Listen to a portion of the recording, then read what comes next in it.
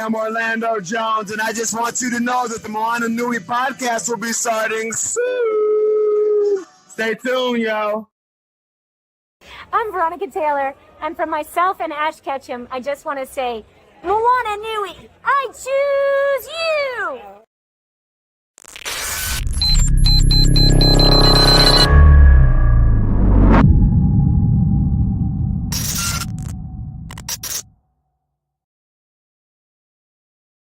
Aloha, everyone, and thank you for tuning in for our 8:30 p.m. Eastern episode of the Moana Nui podcast. We're so glad to have you part of tonight's show. If you tuned in at our 7 o'clock Eastern episode, we got to talk with Kaviki Hoki, who is the writer and executive producer for the Hawaiian TV series Moku Moku, and also was giving us information about the situation in Maui, which their cast and crew are involved in with Lahaina and the families of Maui. So if you missed it, definitely tune into our YouTube channel where you can find the recording and watch and learn about some of the organizations and places you can support. But also, as you see in the right-hand corner of our screen, I'm sorry, I always have to get used to the transposing.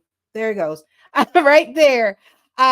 You can scan that QR code and it will give you information of organizations that are boots on the ground right in Lahaina and Maui that you can be able to support and get information about what's going on for the families and loved ones out there in Maui with everything they're still going through since August. But of course, tonight's episode, we have our segment for our Develop Your Talent with Sue Ann Hong. And we're so excited about tonight's topic that we're going to be discussing about establishing and leading with your brand. So, of course, first I have to bring out the godmother of CAPAW, the woman of our time, the woman with so many hats that she forever stays busy. We don't know when she actually sleeps. We actually think she is an eternal being because we don't know if she actually does sleep. So I want to bring forward Sue Ann Hong, who is our moderator and our partner for this segment. Hello, Sue Ann. Hello. Okay, you're so funny. Welcome, everybody, to the first session of 2024. And we have an exciting lineup of panelists tonight. I can't wait for you to meet them and have our conversation. So, Dana, do you want to introduce them? I sure will. Our first panelist, Monica Khant, is an executive director of the Asian Pacific Institute on Gender-Based Violence. As an experienced trainer and national speaker, she shares her expertise on gender-based violence, immigration law, and the intersection of immigrant rights, human trafficking, domestic violence, sexual assault, and asylum. With over 2 decades of experience. So she started doing this at the age of 2 in the nonprofit legal community. She is also a speaker on nonprofit leadership. Monica is passionate about impacting systematic change at the local and national levels, strengthening communities, and creating a broader understanding to the influence, culture, and lives of AAPI survivors and their families. Help us welcome Monica to the show. Welcome, Monica. Thank you. It's wonderful to be with you. Thank you so much for being here also. Our next panelist we have with us is Jayzen. Patria is a personal branding expert, diversity advocate, and keynote speaker, helping transform organizations through the power of their people, finding their true brand, voice, and bringing their best authentic selves to work every day. A 25-year learning and development veteran of Fortune 100 companies, he also started at 2, including General Electric, Comcast, and NBC Universal, he has worked with some of the world's top entertainment, media, and tech brands. And while at NBC Universal, he led executive development and is noted as the architect of Talent Lab, their unique branded corporate university. So help me welcome Jayzen to the show. Welcome, Jayzen. Hey, everybody. It's great to be here. Thank you for being here also. And last but definitely, certainly not least, our third panelist for tonight, Dr. Xavier Whitaker currently serves as the Vice President of Student Affairs at Clark Atlanta University. As part of his leadership role, the Vice President advances a challenging and supportive co-curricular environment within CAU's exceptional academic community. Dr. Whitaker oversees key areas of student affairs, including student engagement and leadership, counseling, health services, community standards, career services, and residence life. Prior to coming to Clark Atlanta University, Dr. Whitaker served as the Dean and Special Assistant to President of Azusa Pacific University in California, and also served as the Vice President, Chief of Staff, and Dean of Students at the University of West Georgia. Help me also welcome Dr. Xavier Whitaker to the show. Welcome. Hello, everyone. So glad to join you. Well, everyone, once again, we'd like to thank our panelists for being on the show tonight. And of course, I'm going to hand it over to our woman extraordinaire to take over and start this panel discussion about establishing and leading with your brand. I'll hand it over to you, Sue-Ann. Thank you so much, Dana. I really appreciate your hospitality. And I always look forward to these sessions on our monthly show because there's so many nuggets that we're going to take away tonight in establishing and leading with your brand. These are three amazing leaders who cover pretty much all the sectors. So you're talking about government, corporate, entrepreneurship. You're talking about nonprofit. You're talking about all of the areas that we can cover and multiple generations in terms of our audience. So you got everybody from students all the way to high-level professionals. And we're going to talk about our brand. And we want to talk a little bit about what it takes to create that brand. But before we get started, I want you to hear directly from our panelists on this question. Either, do you have a New Year's resolution in 2024? Or what is something you're looking forward to this year? So you can answer one of those two questions. I'm going to start with Jayzen. Oh, wow. You're coming to me first. Well, Sue-Ann, my resolution is to be fabulous, right? As I'm sure everyone is. But here's kind of what I'm looking forward to this year. And we've just kicked it off, is we are doing the Lead with Your Brand New Year Challenge on my Lead with Your Brand podcast. So we are really breaking down the 5 steps of leading with your brand every single week this month in January, along with interviewing amazing executives from tech, media, and more. So I'm excited to help people really build their brand this year. And I'm working on the Lead with Your Brand book because I want to make sure that none of us as workers are seen as boring old commodities like coffee. I want to make sure that we are all super premium brands like Starbucks.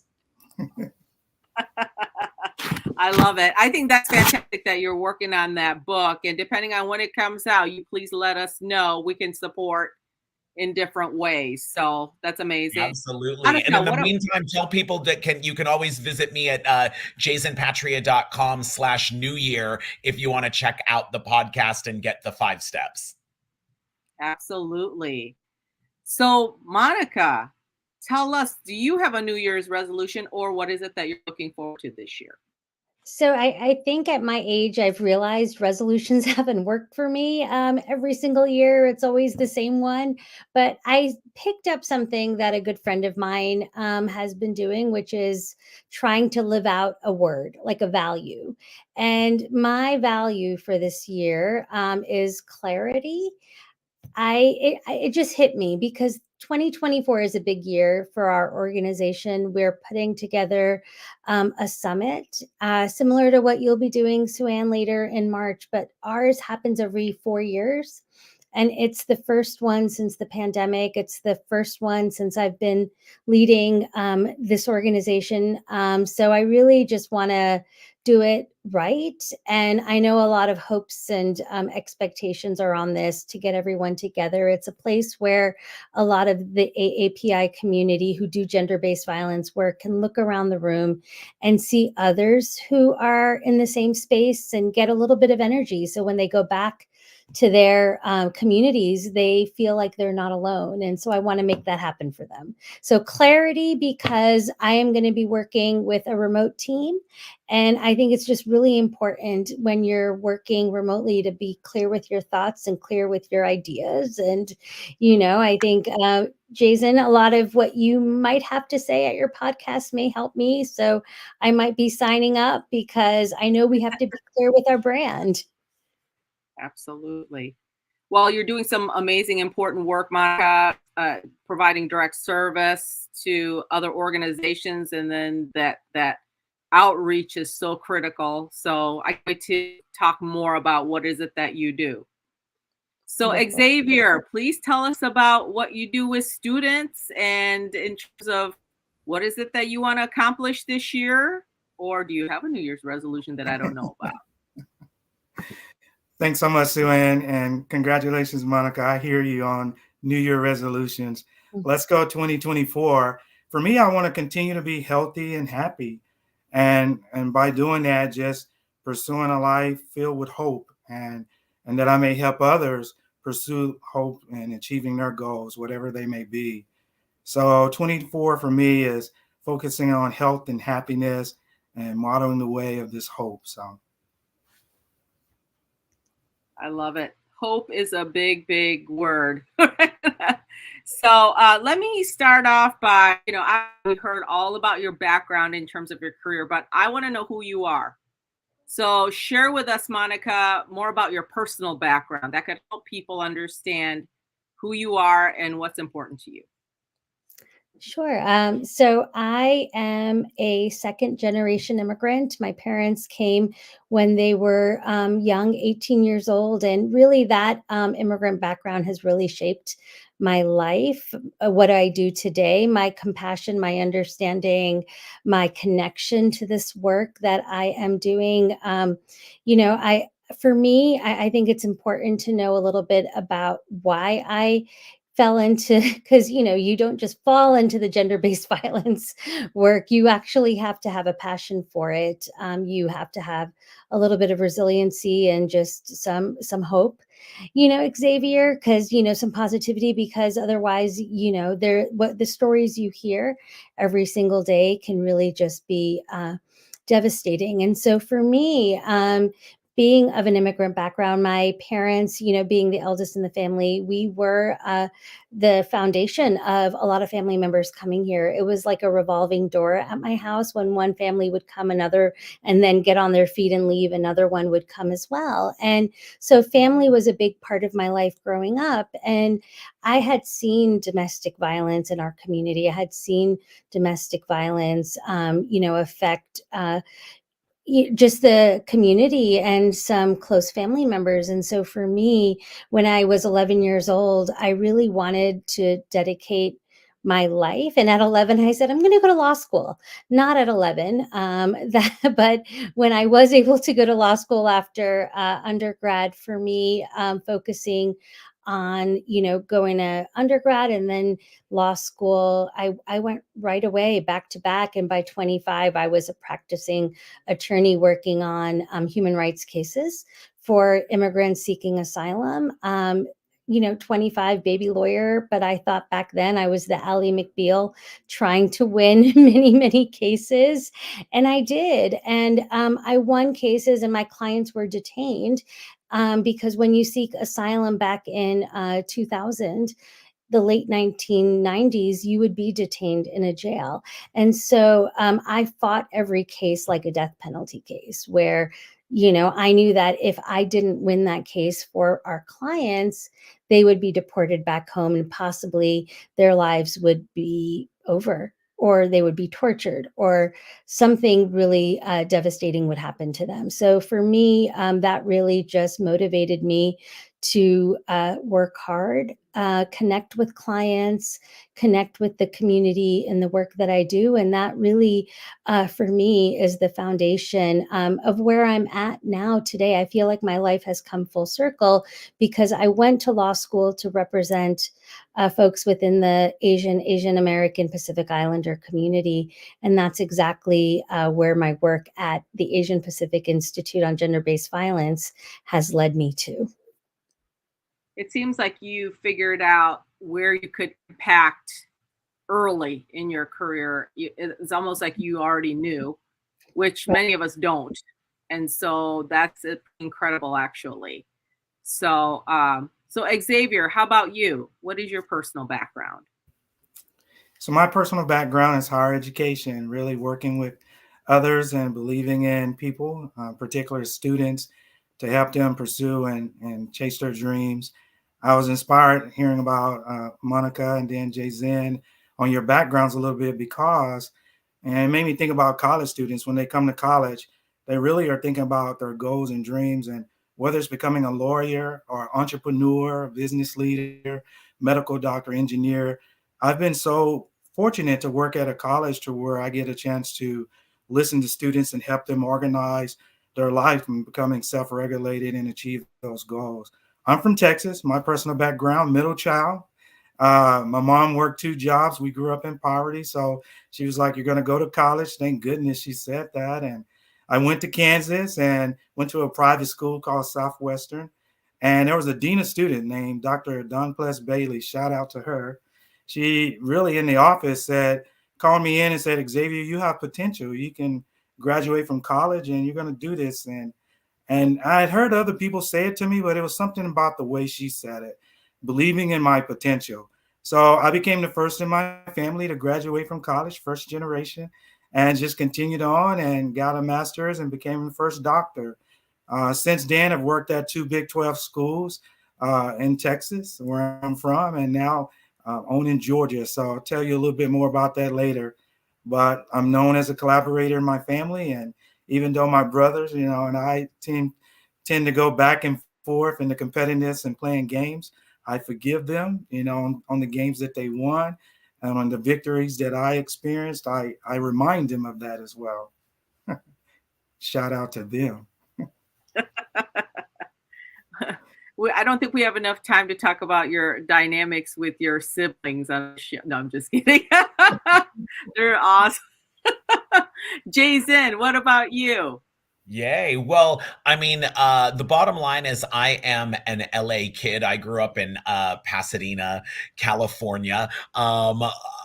I would say a little bit of a unique background, at least at the time. I have a white mom and my dad is Filipino and Hispanic and actually came from the islands of Hawaii, grew up as a territorial citizen and never lived in Hawaii during statehood because he went to school on the East Coast and then moved all of his younger siblings to the West Coast. And, I sort of grew up in a family where we were all shades of different colors and I'm certainly the fairest, but my brother, sister, and I kind of grew up where everyone was like, what are you kids?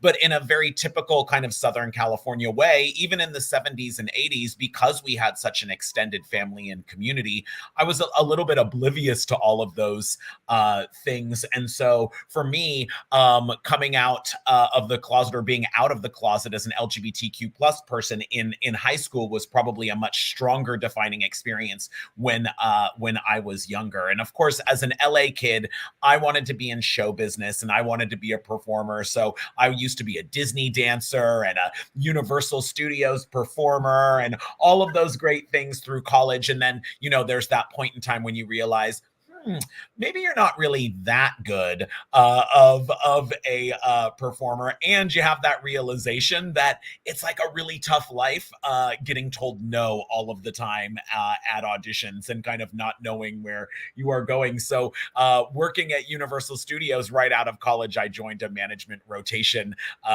program, and from there I put all of my performing skills to work along with what I had gone to school for in communications. And I was invited to be part of a very early management and organization development team and move into the learning space, where I really spent the past 25 years of my career working at NBC Universal, where I led corporate executive development and their corporate university. And then 7 years ago, after I spent a quarter of a century working in corporate, and by the way, we were owned by 10 companies, from General Electric to Comcast to Panasonic to Seagram to Vivendi, you name it. I've worked with all of these parent organizations. I decided, I wanted to take my message a lot further. And so I launched my own speaking and training business along with the Lead with Your Brand podcast. And so today I get to sort of travel the world working with our corporate clients, ensuring that their employees can find their true brand voice and bring their best authentic selves to work every single day. Jayzen, I think you have such a diverse background. It's incredible. Everything from creating executive leadership training all the way to having speaker series and a podcast. You're just kind of like, you've got so many different things. I can't imagine like you have to actually pick something, right? So let me ask this question. So tell us a little bit more about your specific area of responsibility in terms of what is the mission that you're trying to deliver, and then share with the audience what it is that you actually offer in your organization or university, or, with your JP speaking series and podcast. So what are those? So let me start with Monica. Yeah, so the Asian Pacific Institute on Gender-Based Violence, API-GBV, is a culturally specific national resource center on domestic violence, sexual assault, trafficking, and other forms of gender-based violence. Gender-based violence is violence against marginalized communities, namely women, girls, and the LGBTQ plus population. Populations that have generally been without resources, support, advocacy. That's what gender-based violence is. And our mission at API-GBV is to disrupt gender-based violence, which causes physical, sexual, emotional, spiritual, and economic harm within the AAPI communities throughout the US and the territories. And so, I, coming from a direct services background where I represented hundreds of, humanitarian cases that were urgent, cases where lives were at stake, being part of a resource center is quite different. We, as Sue-Ann said at the beginning of the podcast, what we do is we work with organizations that are directly working with the community and the cases. So, my background definitely helps me to know what resources are needed on a daily basis when an advocate is running to a shelter with a client, or when lawyers are, on deck to help clients in many different ways, or when the community is, struggling through something really tragic like the Atlanta spa shootings. This is, what, we're prepped at our organization to deal with. And we're experts on gender-based violence for the AAPI community. And that goes into building the brand, right? People come to you when they know that you're the expert. And when you're not only are you an expert professionally, throughout the career, I've been doing this work for 25 years. So I do understand the nuances and the intersections when you're working with a survivor, and you automatically, your head goes right there. You see something on TV, something's happening, and you're like, okay, that doesn't make sense because that's not real life. But you automatically know what it takes, and to bring that expertise to an organization that is an expert is something that just solidifies your brand and feeds into it. And you have to know what you are doing when you are part of a national group that's representing for the entire AAPI community. And just real quick before I stop, that AAPI community is very diverse, and so to be an expert in probably the largest amount of countries that are in a part, and territories that are in a population, is really difficult to do, especially when there are hundreds of languages, ethnicities, cultures, religions being represented. And so we take it really seriously and want to make sure that when we are representing, we do it in the most authentic way.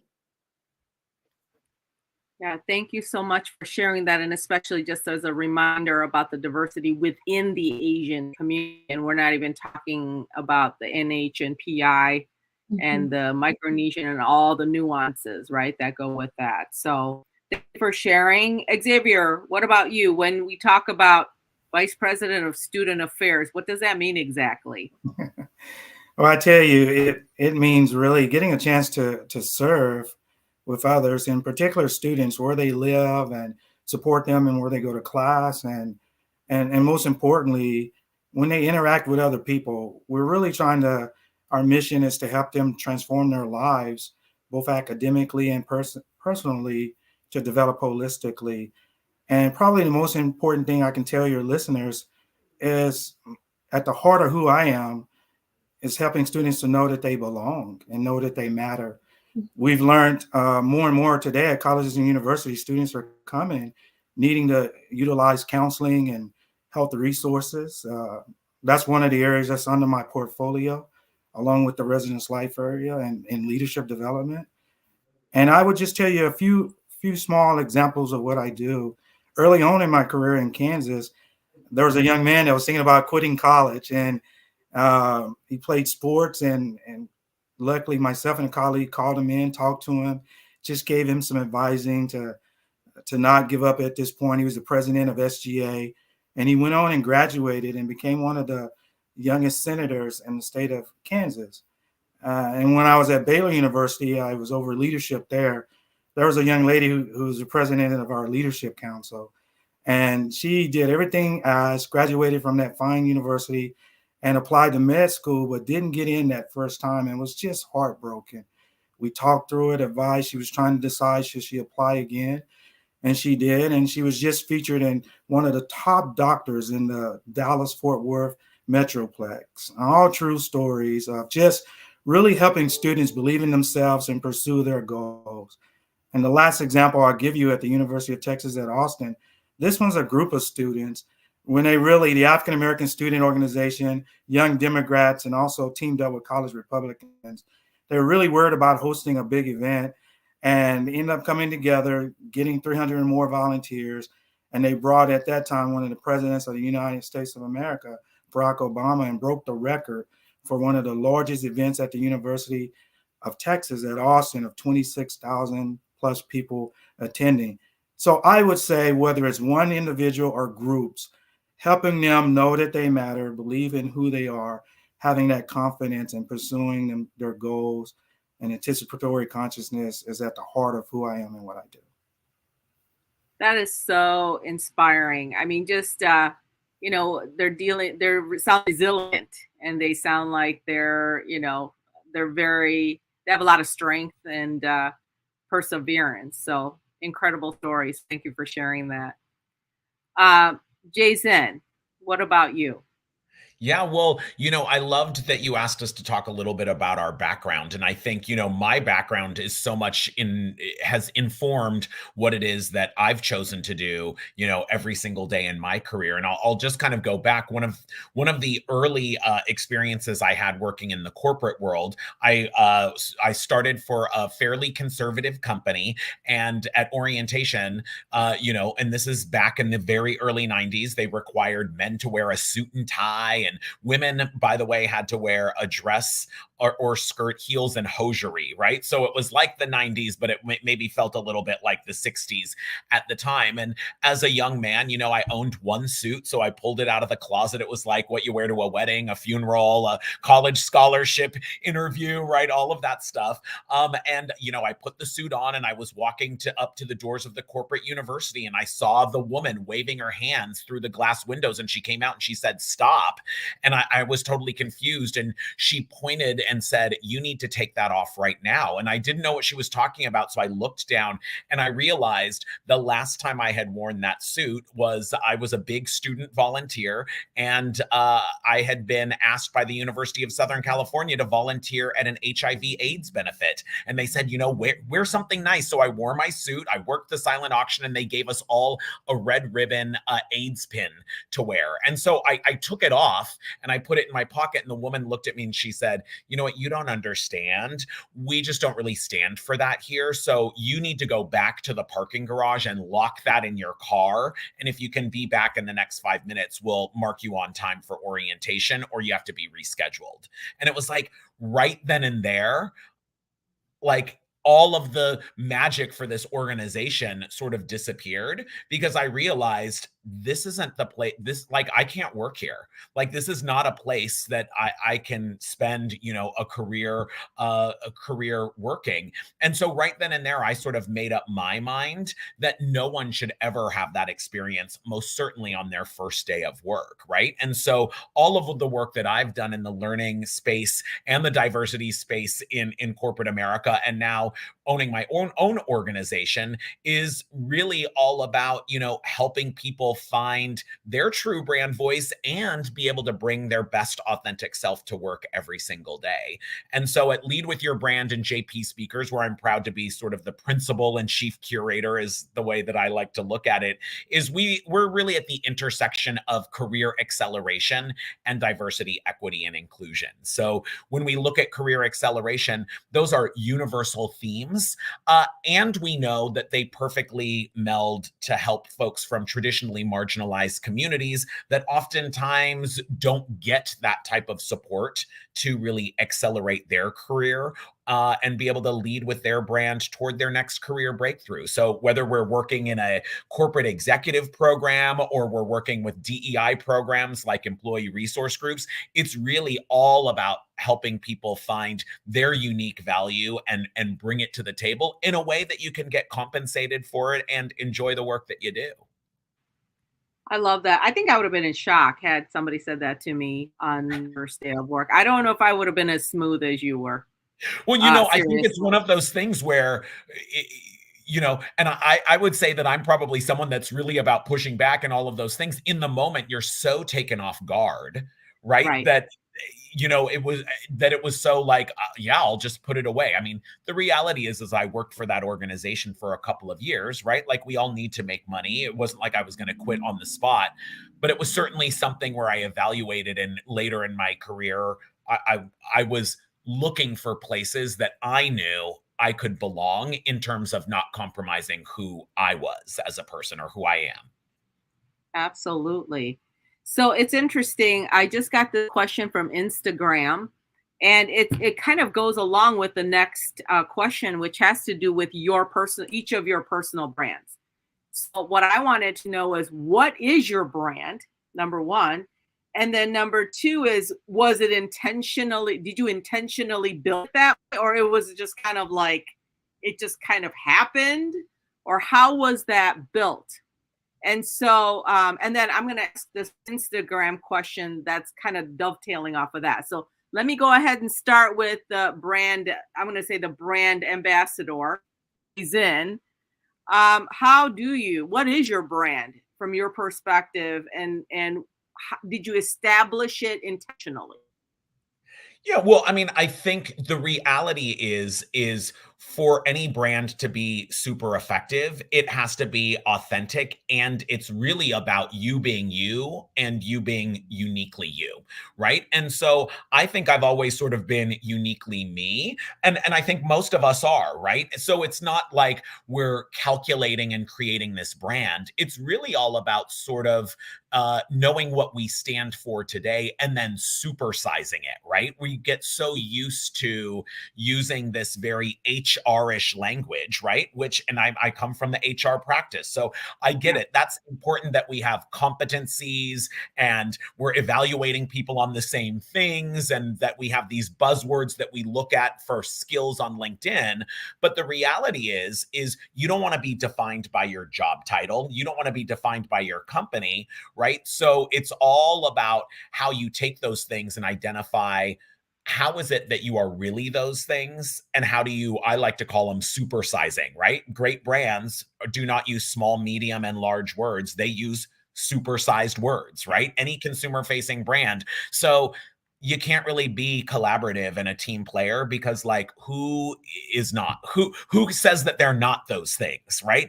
You need to supercharge those. So I like to look for myself, what am I known for? If I look at my brand attributes, right? Like every great brand has a brand book. Whatever organization you work with, most nonprofits have it, certainly consumer facing brands have this. It's like what are the values or what are the brand attributes? And so for me, I had to take things that were uniquely me, like being a good presenter, right?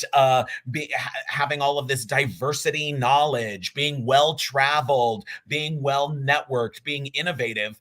But those are all like what I call coffee words, because who says that they're not those things? So it's really about supersizing them, right? So I like to say a lot of people are good presenters. I'm a keynote speaker. There's a gazillion keynote speakers out there. They're all good presenters. But what makes me unique is I have a Hollywood style, I'm a storyteller, and I'm a showman, right? And those are supersized words that make me unique, right? Instead of saying I'm innovative, I say I'm a first mover because I like to do things first in my space, whether it's technology or mashing things up. I don't say that I'm like, well networked. I say I'm a super connector because, hey, I worked in Hollywood for 25 years. Everyone has a great Rolodex. That's just like a given. When I actually peeled the onion to say, like, what does that really mean when people say that I'm well networked? When I asked people, they said, hey, when I'm working on something, like 3 other people that can help me and you connect us and let us build our own relationship. When you're working with me or I'm partnering with you, you help connect all of these dots. And then I realized, what? It's not that I have a good Rolodex. It's that I'm a super connector of people and ideas. So to me, this branding element is all about how do you take who you are, right? And then how do you supersize it so that you are truly unique and that you stand out from the crowd and people know when to consume you? And oh, by the way, it's okay that people know when not to consume me, right? Like there's times that being a Hollywood showman isn't what somebody needs, and that's okay. Like I don't need to be something that I'm not. I just need people to know when they should come to me. I love that. It's me, authentic me, but supersized. I'm going to have to use that. Exactly. Yes. Xavier, how about you? What is your brand? And I think I've heard you've said the one word consistently in all of your answers, but I want to see if you say it. So what is your unique brand? And then, was it intentional? Yeah, I just love that, Jayzen. Thank you for sharing that. Authenticity is just amazing. And, with college students, they say they can tell about you within 10 seconds, whether you're teaching the class or you are showing them how to shake hands or invent the next invention. They can tell if you're genuine and they'll check out if you're not. For myself, I would say modeling the way of hope. I think Suanne was trying to see if I would say that word. But when I say model the way, it's really just this exemplary service of when I'm with students and interacting with others, whatever I ask as a leader others to do, I myself will do or have done throughout my career. And part of that journey is really being there in the moment as they are constructing their goals. Even though my doctoral research is on thriving, and hope is a big piece of one part of what helps you get out of bed, and the other one is choosing the pathway for success. Students, they don't care about all that. They really just want to know, when they hit a challenge in life, are you really showing them how to have multiple pathways, and they can pick one to get around that obstacle and still achieve success? And I think my brand has always been packaged in this loving kindness and deeply caring about helping others to transform their lives, and really modeling that. I think I'll end with, in Georgia, where I'm at now, and one of my previous vice president roles, Georgia had about 26 public universities at the time, and the presidents all went through this exemplary leadership training, and then they could pick one vice president at their university to go through. So I was chosen for my school, and going through that, we had to create this legacy statement. And with that, it was about your brand and the thing that you care about the most. And for me, it really was continuing to be this loving, deeply caring, and growth-minded individual that will model the way through education and service to transform others to make a positive world. So all of that, I think, is part of my brand, and I'm glad to share that. Thank you for asking, Suan. Yeah, it's always been rooted in service. I think that's what I noticed in terms of your brand. It's always about service.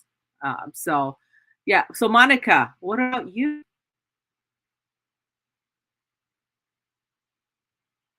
Sorry, I was so enamored. It took me a minute to get off of mute.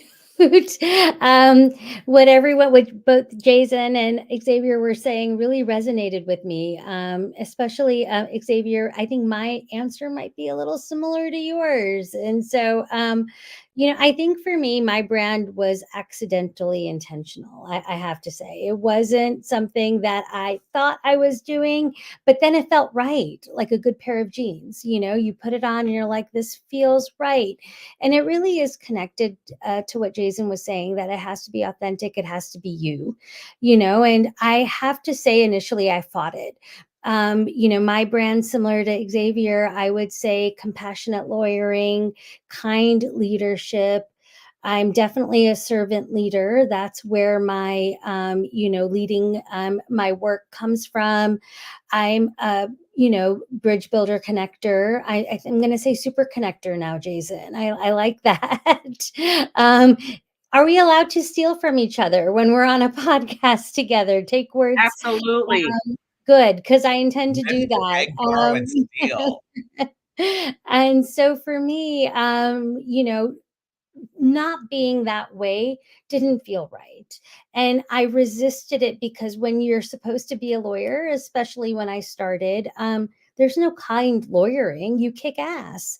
And, there's no kindness in doing that. So for me, I really fought what my natural inclination, leaning was, because I was told that that wasn't the way to be in my work. And so I would have to say, my brand built upon my comfortability. And I saw when I, led with kindness, when I also, listened to my clients. I had that listening ear. I really took into, their case, what their need was. My impact was greater. And so I was more comfortable with it. I was more comfortable with where I wanted to go next. And so the kindness, the compassion, the empathy led to, okay, well, I'm doing it. People think I'm authentic. They're coming to me for advice. They're coming to me because I'm an expert. What can I do now with this role? Well, that became, let's be a connector, Monica. You know this, and you know this aspect, and you know that person, and you know what someone else needs. Connect them together. And then I saw more growth happening, and I saw more movement happening. The connectivity, was very, for me, mind-blowing, because more could be done. There was more hands, more hands and more bodies, around the table. And that to me was a positive thing. And it made me really just own who I was and what I was and not apologize it anymore. And so now at 50, I don't.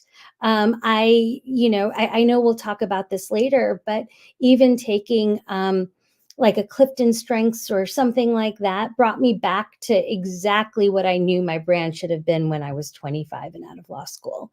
The positivity, the, compassion, the communication, all of that was in my Strengths Finder. And I'm like, why didn't I just listen to that? But it's always a journey to get to where you need to be. I love that you want logic and clarity. That's really, that's really something there. No. And hey, Suanna, if I can maybe just piggyback, because I think one of the interesting things to think about, certainly Monica and Xavier are in sort of service spaces, whether it's non-for-profit or academia. The one thing I would say to everyone is really your brand is not about you. It's about the people that you serve. So whether you serve people that are paying clients or whether you serve people that are nonprofit clients or students, right? You want to make sure that while your brand is all about you being unique, it's about the value that you add for people that are in your career audience, in the same way that the best brands that we all love and buy, whether it's like Nike or Coke or Disney or Starbucks or Apple, right? It's because they are in service of adding value to their greatest fans.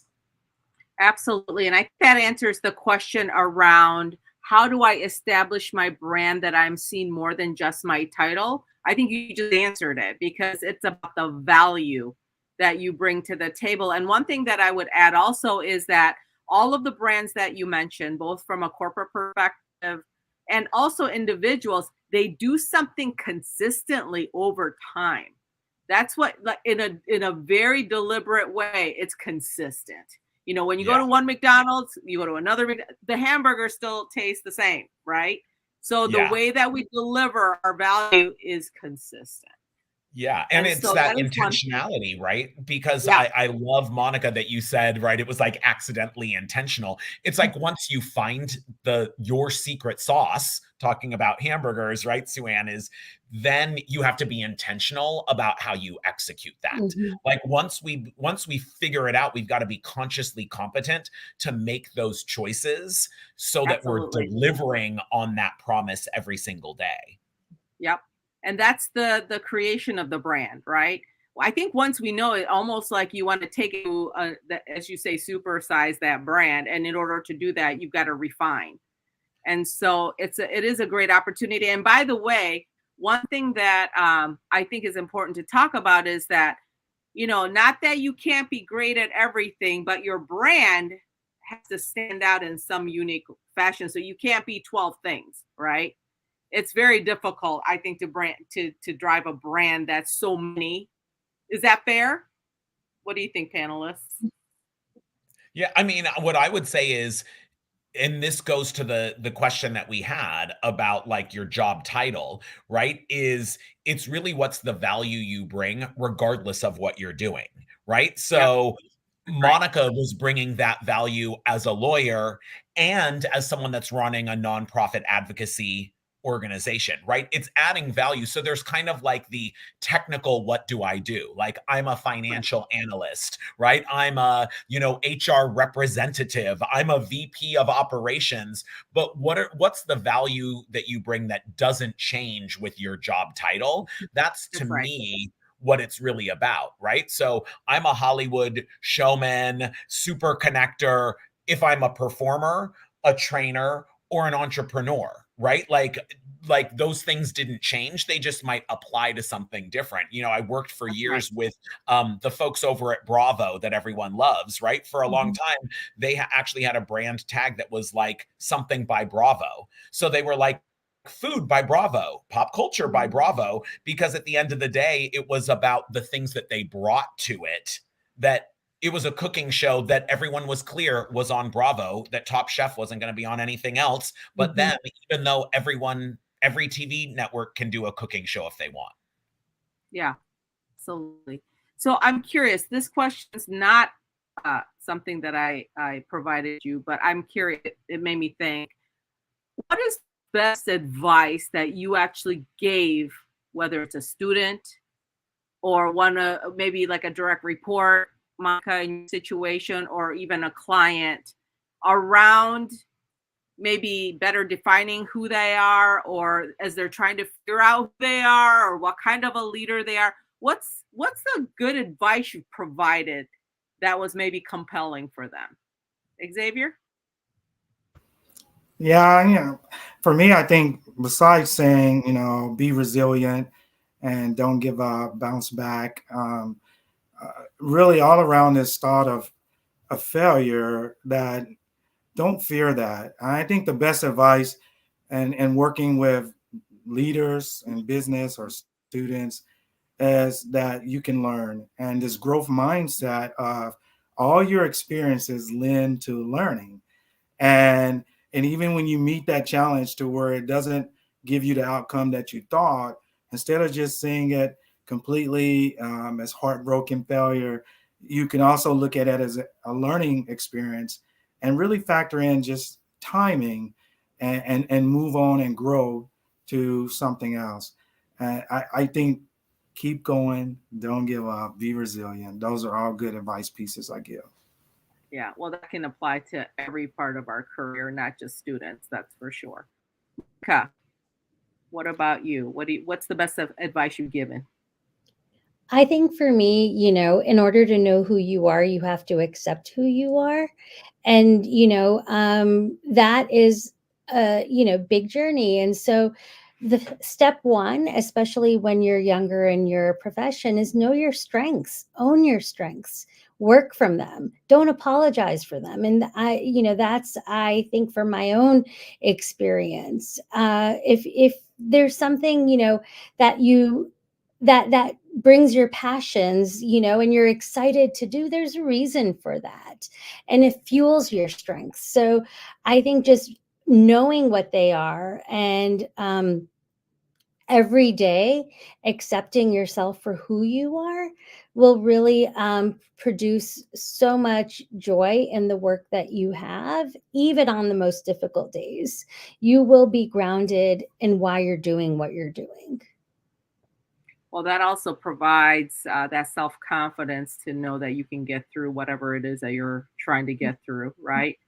Yeah. Deep belief in yourself. And that's one of the things, by the way, the Unleash the Shiro in You program that we have. 100% of the women, when they come in, all basically said that they need more self-confidence to advocate for themselves, not for other people, not for other causes. They have no problem doing that.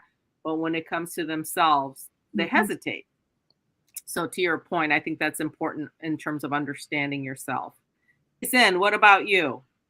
Yeah, well, you know what I always love to say is you've got to find a hole and fill it. And I think so many great careers are around that. And I mean, if we just take a page from the business world, and I consider academia and nonprofits, they're businesses too, right? With just a different structure for adding value and shareholder value, is it's sort of being able to scan out over the road and say, like, what are the potholes that are, causing a bumpy ride for folks? And where can I bring my unique talents, my unique passions, as Monica was talking about, and fill that hole? Now, the thing that you have to watch is two things. One, if you're just on autopilot in your career, right? If you're on cruise control, you're actually like taking away the choice, and you're not out scanning to see those things, right? You're just kind of going with what comes to you. So I always like to say is, like, you have to have both hands on the steering wheel, and you constantly have to be scanning, because the context changes all of the time, and we've seen that. COVID, George Floyd, economic downturn, right? Like, things are just not constant there. The second thing I say is there's a lot of holes that you can fill that don't add value for people. So it is about choosing wisely and kind of coming out of your shoes and saying like, oh, I just love to do this. And you have to kind of say, you know, what's going to create a smoother ride for other people? And how do I bring, you know, my uniqueness to that? Because you can put a lot of effort to doing projects or things that you're not going to get credit for, because at the end of the day, they don't add value to the people that you work with or the people that you serve. So I always love to say, find a hole and fill it. I think that's a bumper sticker. Mhm. Yeah. So let me ask, and I've asked this to different panelists and different guests in our show, but career stallers. I want to know from your perspective, what is a career staller in your eyes, and how does a person address that? So I'm going to start with Monica on this one. Gosh, I mean, when you've been working for 25 years, you know, as Xavier said, you're going to fail. There are going to be some hard times, and you have to be resilient and push through. So I think, you know, one thing I didn't say about my personal background is I'm a mom of 3, and I approach leadership as a big mama bear at times. And so I think I thought, you know, I was doing my team a favor by being a mama bear, by taking things on, taking everything on. I'll do it. I'll do it. You know, I don't want to bother them. I'll not only balance the books and make key decisions, but I'll take out the garbage, you know, and I'll just do everything at the nonprofit. And so when I came into my first executive director role about 20 years ago, I did everything like a mama bear. But in the past 5 years, I realized that instead of it being positive for the team, I was actually paralyzing the team. And, you know, they weren't able to learn many necessary skills that were needed for their own growth, their own leadership. And, you know, you go into it wanting to be helpful, wanting to be of service. But then when you look back and you realize, wait a second, I'm actually the cog in the wheel, and it's a negative factor for the team, you have to reassess how you do things. And so something really, you know, positively intended could not be good. And so I actually sit back. I don't rush to take care of things now and actually see how it's going to play out and what's going to happen next. And that could have been, if I continued along that path, that would have been against my brand. That would have been against what I wanted, you know, the outcome to be. And I'm really glad that I've switched that up, you know. And I think one other one that a lot of women, really go through is guilt, you know, thinking that we could have done things differently, thinking that we could do everything for everyone. I think once you take guilt out of the picture, you're a lot more impactful and powerful than to get what you want done accomplished. Oh my goodness, that resonates so much for me. I think I actually did take out the garbage this past week. So that Yeah. like, no, stop yourself. Stop Yes. yourself. So anyway, yes. Jayzen, what about you? What is a career staller in your eyes? Yeah, I mean, I'll kind of build on, I loved, Monica, what you said here is, for me, it is, you want to focus on your supersized superpowers, and you need to be conscious that in everything that you want to be and are, is when is it that you need to put the guardrails on where it goes overboard, either in general or with certain audiences, right? So I'm a big fan of, you know, brands being able to say, this is what we are, but we're not this. So I'll give you a great example. Like when I worked with Bravo years ago, when they were first transforming into like the network that they are, they had a brand that said, you know, we're sexy, but we're not vulgar. Like we're fun, but we're never silly, right? We're smart, but we're not academic, right? Like they built those guardrails. And I think for all of us, sometimes our biggest career staller is our supersized superpower going overboard or being too loud. So like I know for myself, right? I want to be Hollywood and a showman, but I don't want to be arrogant and I don't want to be corny. Right. And I don't want to be shallow and a used car salesman. So I'm constantly thinking like if you were a DJ in the booth, right, at a dance club, you know, how do I modulate the volume in all of these sort of supersized strengths and powers that make me unique, and knowing, you know what, sometime in this situation I need to turn down the volume here, and that's not being inauthentic, because I need to turn up the volume in something else, right? I might be working with a corporate client in Silicon Valley and go, you know what? I need to turn down Hollywood and I need to turn up Super Connector, because these things are valued differently in this tech world than it is in the media world. And I'm not being inauthentic. I'm actually just taking who I am and super serving the people that I'm choosing to provide value to. I love that the overuse of strengths is definitely something we do have to guard ourselves, right? Stop yourselves. That's what I say. I think that's a great piece of advice. Xavier, round us out. Yeah, I definitely think watching your strengths and utilize them just that as strengths, but balance it out. I love Monica's feedback around, knowing who we are and our strengths and developing those, our talents, and to its fullest potential. And I'll circle back around to talk about that. And Jayzen and his comment about supersizing, and I didn't say it last time, but I'll tell you now, my supersize about myself is I have a big heart. And anytime I don't utilize that big heart or just accept it for who I am, I love and care deeply, it goes bad. And so, I don't have to be that executive that just drops the hammer this way or that way, just to say bosses are tough and you got to make that decision.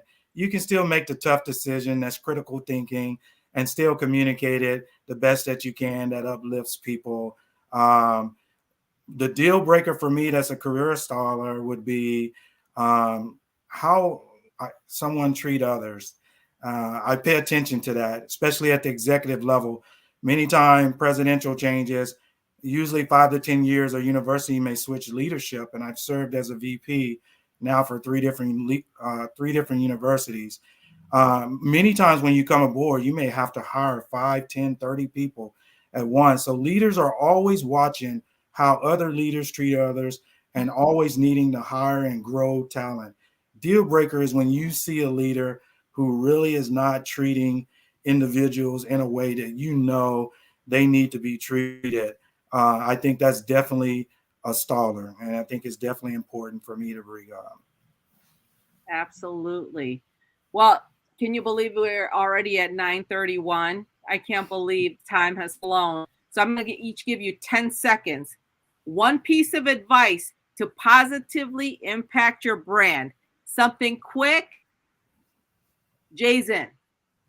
The first thing I would say is to close out is it's about serving other people. So you need to know who your career audience is. Who are your super fans? Who, if you look through your career, who comes to you for advice? Who promotes you? And I want you to move away from demographics, and I want you to think, what's the secret sauce between those folks, so that you can create audience avatars that are the people that gravitate to you automatically. And then I want you to focus your brand around super serving them. Love it. Monica. For me, it's really simple. It's something my mom taught me. Make sure your words and actions match. It's really important. You could be saying one thing, but doing something else. That is not good for your brand. That's not good for life. And always stick to your North Star. You know what your North Star is. Stick to it. Absolutely. Xavier.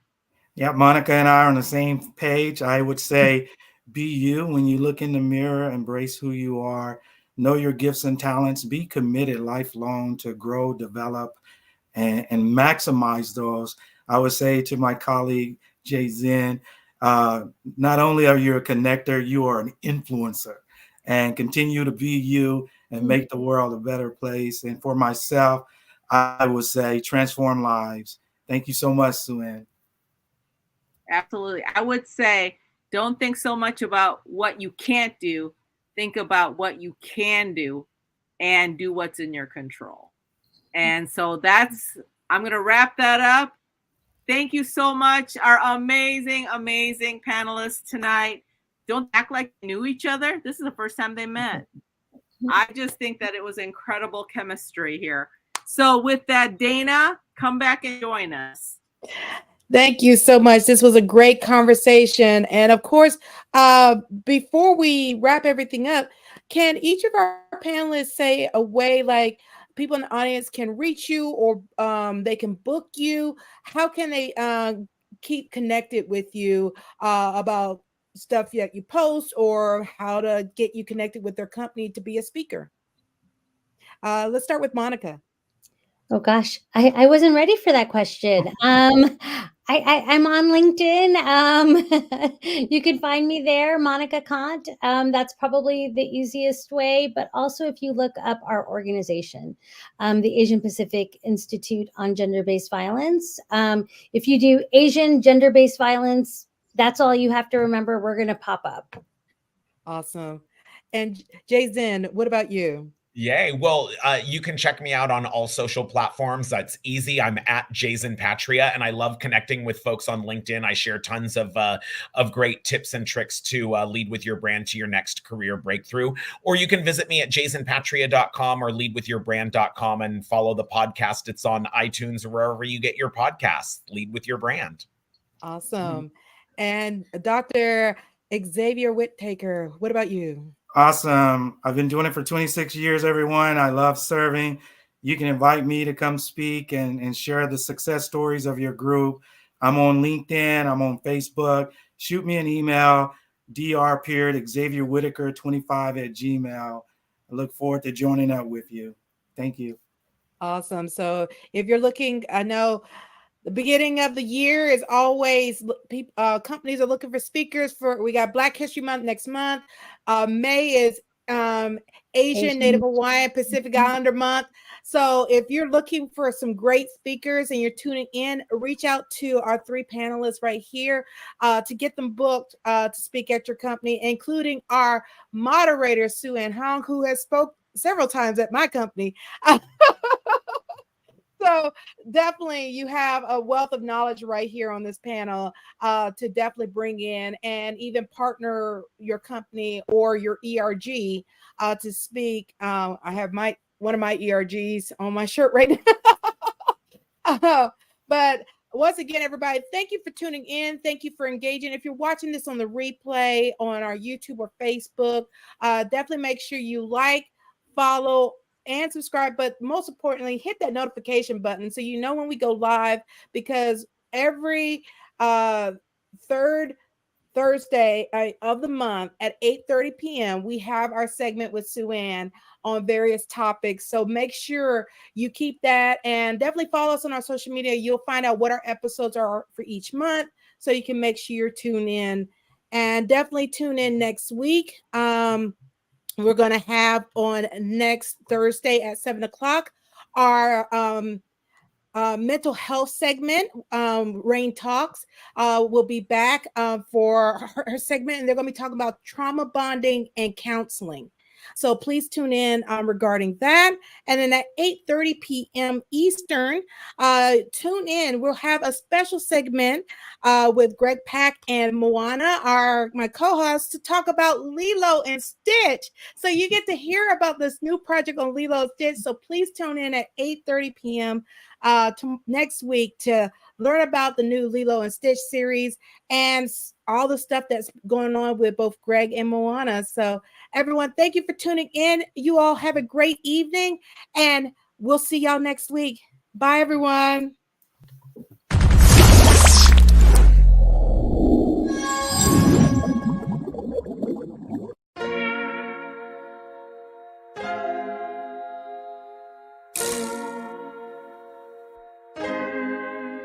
So many stories left to tell, even if we have to ourselves. Can't keep history on the shelf. If we won't tell it, we will. If this the land of the free, was a freedom then, when they annexed Hawaii and called it Cedar Lands, without any type of payment and no signing off. Called themselves the Republic in 1894.